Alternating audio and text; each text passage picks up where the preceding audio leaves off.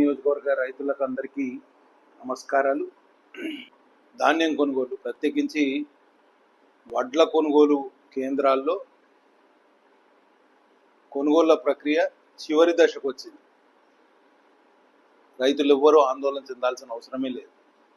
ఎందుకంటే జూన్ 17 నాటి వరకు కూడా వర్షాలు ఉండవని వాతావరణ శాఖ తెలియజేసింది. ఇంకొక 15 రోజుల టైం మనకున్నది. కాబట్టి రైతులు ఎవరు ఆందోళన చెందకుండా ఒక క్రమ పద్ధతిలో ఈ వడ్ల కొనుగోలు కేంద్రాల్లో ధాన్యం సేకరణకు సహకరించవలసిందిగా విజ్ఞప్తి. నిరంతరం ప్రతిరోజు ఉదయాన్నే నేను, జేసీ గారు, కోఆపరేటివ్ శాఖ అధికారులు మరియు డిఆర్డీఓకి సంబంధించిన అధికారులు అందరం కూడా సమన్వయంతో పనిచేస్తున్నాం. దాదాపు ప్రక్రియ మొత్తం కొలిక్కి వచ్చిన దశలో కొంతమంది కావాలని పనిగట్టుకొని న్యూసెన్స్ క్రియేట్ చేసే ప్రక్రియ మొదలుపెట్టారు.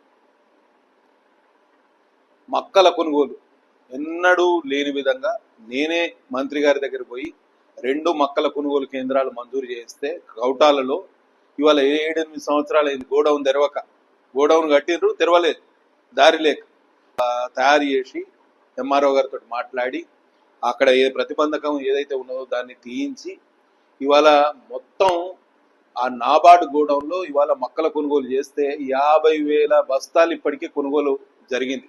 కౌటాలలో కాగజ్నగర్లో 25,000 బస్తాల కొనుగోళ్లు జరిగిపోయినాయి.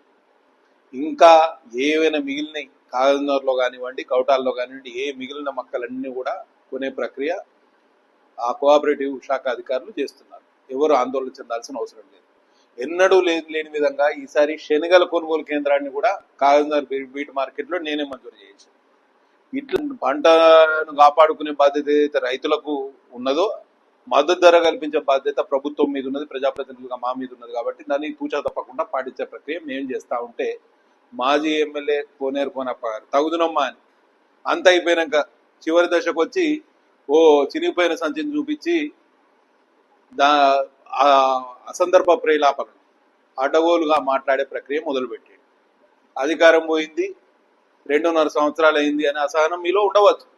కానీ దానికి కూడా ఒక క్రమ పద్ధతి ఉన్నది. ఇవాళ మీరు ఒకసారి ఆలోచన చేయండి. మీ హయాంలో వడ్ల కొనుగోళ్లలో 10 నుంచి 20% కటింగ్ అయిందా కాలేదా? రైస్ మిల్లర్ల సిండికేట్ని తయారు చేసిందా మీరా కాదా? ఇవాళ కూడా అదే రైస్ మిల్లర్ల సిండికేట్ నడిపిస్తున్న వ్యక్తి మీ అనుచరుడు. వాళ్ళ మీద ఒత్తిడి తీసుకొస్తాడు. ఈరోజు కటింగ్ చేయాలి, కంపల్సరీ కటింగ్ చేసి ఇవాళ రైతులను ఇబ్బంది పెట్టాలనే ప్రక్రియ మీరు మొదలుపెట్టారు. దాన్ని మేము ఎక్కడికక్కడ కట్టడి చేసే ప్రయత్నం చేస్తున్నాం. రైతులు ఎవ్వరు కూడా ఎక్కడ కూడా ధాన్యం కటింగ్కు ఒప్పుకోవద్దు. మీకు ఇంకా టైం ఉన్నది. వర్షాలు ఇప్పట్లో రావు. తొందరపడి మీరు ధాన్యాన్ని అమ్ముకోవాల్సిన అవసరమే లేదు. మీకు ప్రజాప్రతినిధులుగా మేము అండగా ఉంటాం. స్థానికంగా అధికారులు ఎవరైనా ఇబ్బంది పెడితే మాకు సమాచారం అందించండి. అదొక్కటే కాకుండా గత సంవత్సరం యూరియా కొరత ఏదైతే ఉన్నదో గత వానాకాలం తర్వాత యాసంగిలో కొంత యూరియా కొరత ఏర్పడ్డ క్రమంలో రైతులందరికీ దగ్గరుండి యూరియా సరఫరా చేయించడం. ఈ సంవత్సరం కూడా యాప్ పెట్టింది ప్రభుత్వం. ఆ యాప్ ద్వారా ఏదైనా ఇబ్బందులు ఉంటే మా దృష్టికి తీసుకురండి, తప్పకుండా సమస్యలు కూడా పరిష్కరిస్తాం. కానీ బట్టగాల్చి మూతి మీద వేయాలనే ప్రక్రియ మాజీ ఎమ్మెల్యే కోనేరు కోనప్ప గారు చేయడం చాలా విడ్డూరం. ఎందుకంటే నిజంగా మీకు చిత్తశుద్ధి ఉంటే రేపు ముఖ్యమంత్రి గారు వస్తారు, మీరు ఆయన మీద ఒత్తిడి తీసుకొచ్చే ప్రయత్నం చేసే క్రమంలో అక్కడ రోడ్డు మీద ధర్నా చేయండి. ముఖ్యమంత్రి గారికి సమస్య ఉన్నదని తెలియపే ప్రయత్నం చేయండి. అంతే తప్పించి ఈ రైతులను రెచ్చగొడదామని అంటే రైతులు ఎవరు? నిన్న మీరు ఏదైతే ధాన్యం కొనుగోలు కేంద్రాన్ని సందర్శించారో అక్కడ ఎవరు రైతులు రాలే. అందరూ మీ కార్యకర్తలను పెట్టుకొని డ్రామా ఆడాల్సిన పరిస్థితి. ఇటువంటి పరిస్థితి ఉన్నదని బాల్క సుమన్ గారు మొన్న మైక్లో చెప్పే పరిస్థితి. కాబట్టి మీరు చేసే అడ్డగోలు కార్యక్రమాలకు అడ్డగోలు వ్యవహారాలను ఇవాళ రైతులు ఎవరు నమ్మే పరిస్థితి లేదు. వెనకటికి ఏదో సామెత ఉన్నది, పతివ్రత పరమాణం వండితే తెల్లారి వాళ్ళకి చల్లాడలేదు. అట్లా ఉన్నది ఈ కోనేరు కోనప్ప గారి మాట. పతివ్రత మాటలు మాట్లాడు బంద్ చేసి గత 10 సంవత్సరాలు మీరు ఈ సిర్పూర్ నియోజకవర్గ రైతాంగాన్ని ఏ విధంగా దోపిడీ చేశారో ఒకసారి గుర్తు చేసుకుంటే బాగుంటుందని సూచన ఇస్తున్నాను.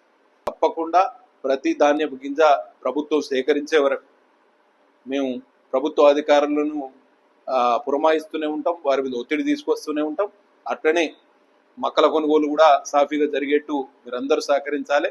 తప్పకుండా వచ్చే వానాకాలంలో ఏమైనా ఇబ్బందులు ఉంటే మా దృష్టికి తీసుకొచ్చే ప్రయత్నం చేయమని సిర్పూర్ నియోజకవర్గ రైతాంగాన్ని కోరుతూ సెలవు తీసుకుంటున్నా. జై హింద్.